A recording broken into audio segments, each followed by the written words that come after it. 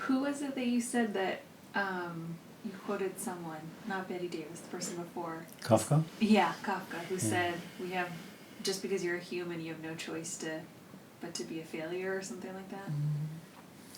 No, you have no choice but to feel guilty. Feel guilty. That, yeah.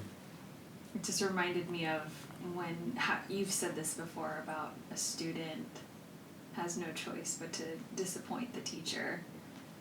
It just feels like as a human being you are fully condemned to just be a giant disappointment. Yeah, Baba Taher has a saying, از آن روزی که ما را آفریدی به غیر از معصیت چیزی ندیدی.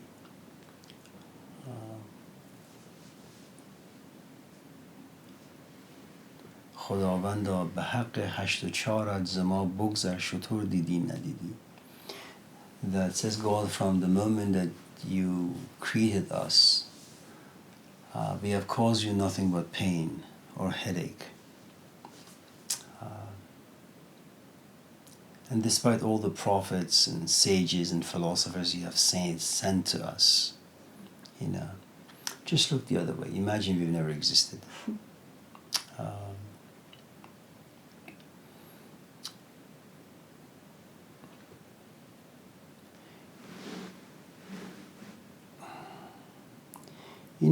The problem is there's a part in us that is always trying to be better, be more creative. The not enoughness always lives inside us. It's greed, and I think it's very, very healthy. It's, what evolution is. The past few days, for 5 minutes here, 10 minutes there, I said to myself, what if I went to YouTube and typed New Age gurus, New Age teachers, see if there is anything out there. And there were tons of, clips. And I said, well, let me just sit back and kind of just listen to what these people are saying. And so one person asks, what's his name, Muji?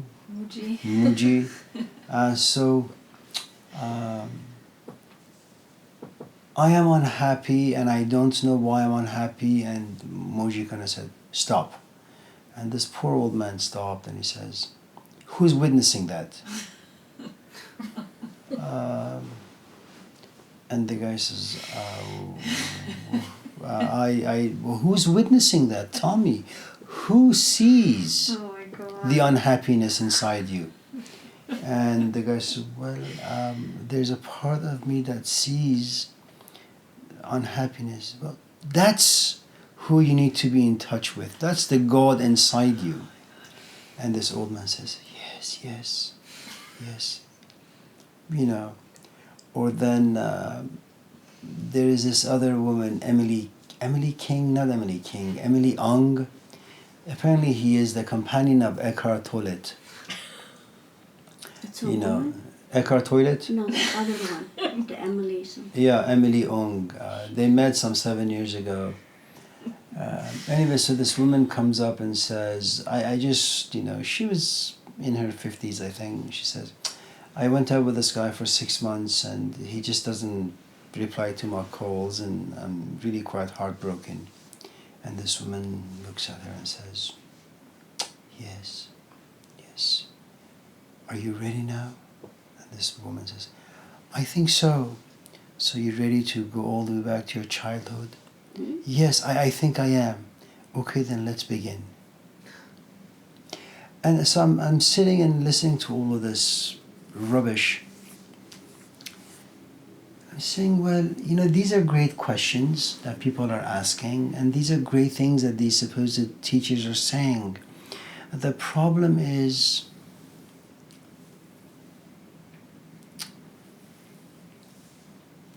we are held hostage by language, we are held hostage by words that have all these layers, that we are also very confused as to what exactly it is that we want to know.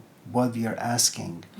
Whether you are Jesus Christ, who comes to realize that maybe I should just tell stories because it just doesn't work. You can't be blunt. You can't tell stories.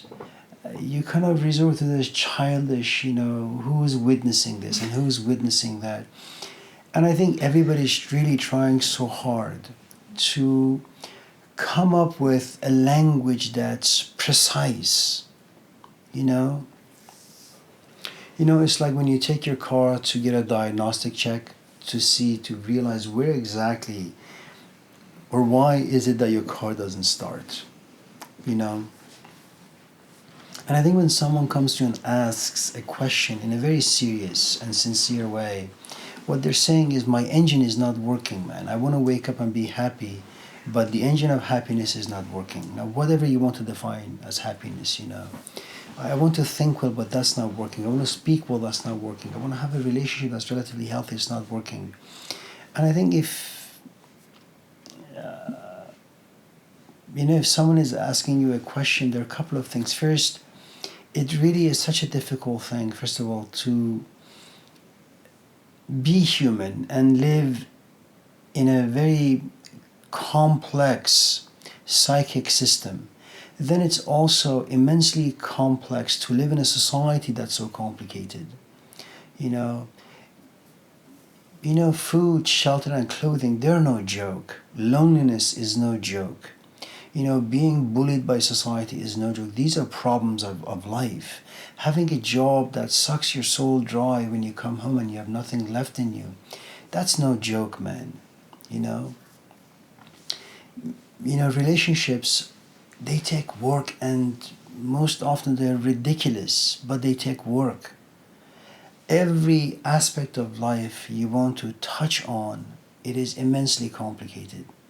And if you really want to understand the complications, look, all of us in this room are teachers in the classroom, okay?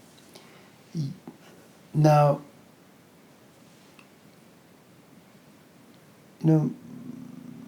I don't know about you guys, I'm like almost 60. And then I have an 18-year-old asking me questions in a very sincere, honest way. How do I put the experience of a 60-year-old man into a container that can be understood by an 18-year-old? How can even an 18-year-old begin to understand his or her own questions? And I think the only thing you can really do, you walk in the classroom, you kind of just look at the students, and 10 minutes later you say, okay, I think I should go now back to my office. Because I know you guys are curious, you want to ask a lot of questions. The truth is, it's going to take such a long time for you to figure out what it is you're asking. And it's going to take me such a long time to figure out how to explain things to you in a language that you can understand. Because you're not just talking about René Descartes, you're also talking about the interpretation of René Descartes by Amir. It's just too much work.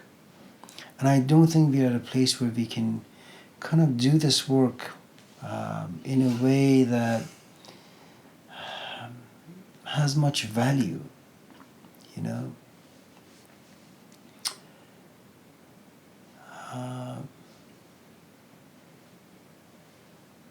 Lula asks about trauma. The emotions that is housed in trauma is like a volcano erupting and the lava coming down, destroying everything on its path. You can't talk about trauma. Cassie asks about pain. The hell do you do with pain? What do you do with the loss of control, the loss of power, being lonely, confusion, anger, all the things that create,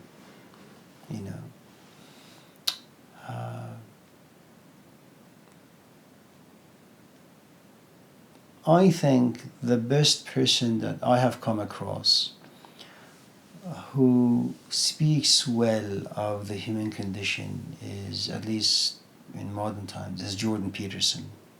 Now, some people call him racist. I don't know about those things. All I know is that he has a lot of good days and he has some bad days. But he's very clear.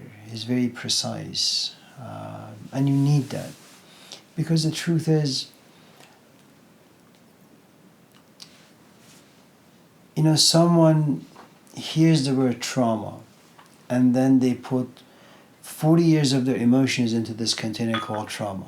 They don't really see what's inside of it. They don't have the language, they don't have the proper way to express it or even think about it. Jordan comes out and he kind of puts everything you feel in language. You know, it's like God is spirit, and he all of a sudden says, okay, I'm going to put my spirit in flesh named Jesus Christ. And now, instead of having spirit as an abstract, as a mental construct, now you can have it, see it with your eyes. Now you can hear it. Now you can taste it and touch it. And it becomes much more potent, you know.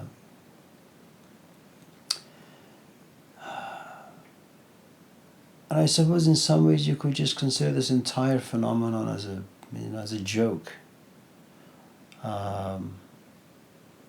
You don't know what you're asking. I don't really know what I'm hearing. I don't really know what I am responding to. You know, you think that what you're asking sounds really good, and I think what I'm saying sounds really, really good. So we both kind of make fun of each other without really knowing, and we take ourselves seriously. And then, you know, I mean, it really is a joke. When you look at, for example, the community of people who go to Eckhart Tolle to ask questions, or when you look at the 50 people who sit in a room and ask Moji questions, you look at these people and say, oh my God, you know, they come from, like, if there is a third world emotional country, you know, I mean, Mexico is a third world physically, okay?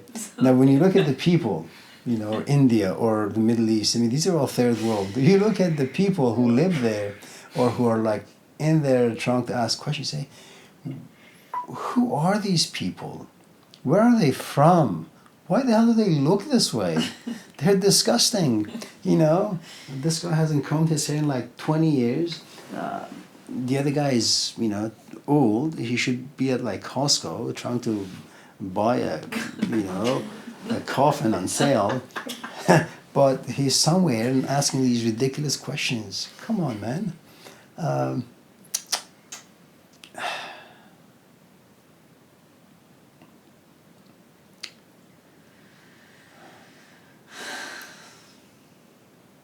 It's just tough. It's a tough place to be. No, it's a disaster. It's a total disaster.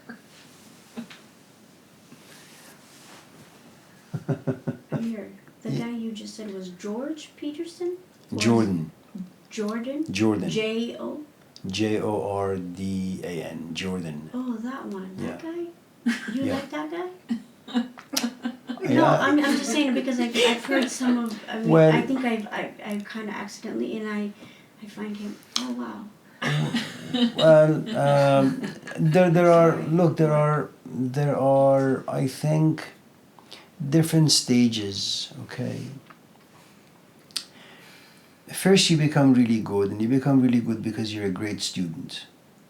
And then it's like having both the teacher and the student on the stage, and he talks, and it's really, really good. And because you're very passionate about your work, and you know, there is a sense of humility to you. Then as you become more comfortable on the stage, and as you become more comfortable in your own skin and the things you're saying and thinking about, arrogance take over, you know, and then there are some changes in your personality, not temperament. Temperament doesn't change, but personality changes, you know. Now you have a sort of edge when you talk. You have a message for truckers, and you have a message for politicians, and you have all of a sudden you become a spokesperson for humanity, you know. So you kind of forget that as a human being you have certain boundaries, and you should keep those boundaries, otherwise, you know, people who like you will not like you as much anymore, you know. And then you go on all these talk shows, and that's one of the nice things about, I guess, being famous, is that you can kind of just give your message to all sorts of people at different locations. So, yeah, if you kind of are able to go back to his younger days, where he's actually on the stage and talking, I think he's really, really quite remarkable.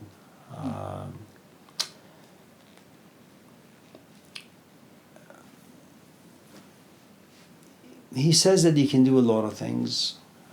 I don't really agree with that part, but I think the way he uses language and the way he puts, confusing emotions in language, confusing thoughts in language, and gives it to you or dishes them out to you in a way that's really quite digestible. It doesn't mean you can act on them, because that's a different scenario. All he does is that he takes your emotions out and puts words on them, and then you can see them. That's all. There isn't much you can do with them. That requires the idea of applying or taking a medicine, aspirin, putting in your mouth, cup of water, swallowing. That is a different thing. The only thing that Jordan Peterson, I think, is able to do is kind of just tell you how you're feeling and why. But no way to help To you. remedy? Oh, no. To remedy. No, the remedy is a different story. The remedy, you need a support system. You need to know how to use the remedy. It's kind of like, you get a box from IKEA, and there's a booklet that comes in this box, and you have to kind of follow the steps 1 through 25. I don't think the Western culture is set up for that just yet.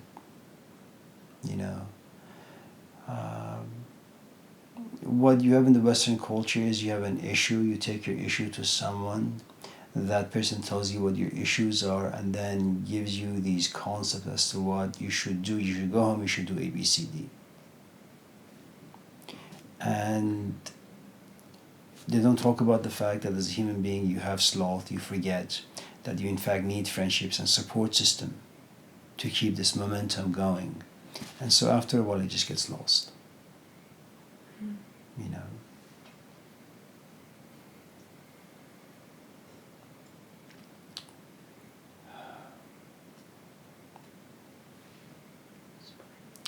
The other thing I think that Jordan Peterson is missing is, right now he's in some ways very religious.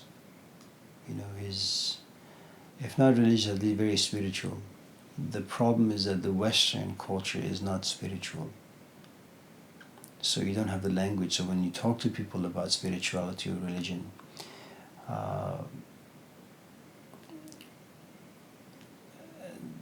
the culture doesn't create a sacred language.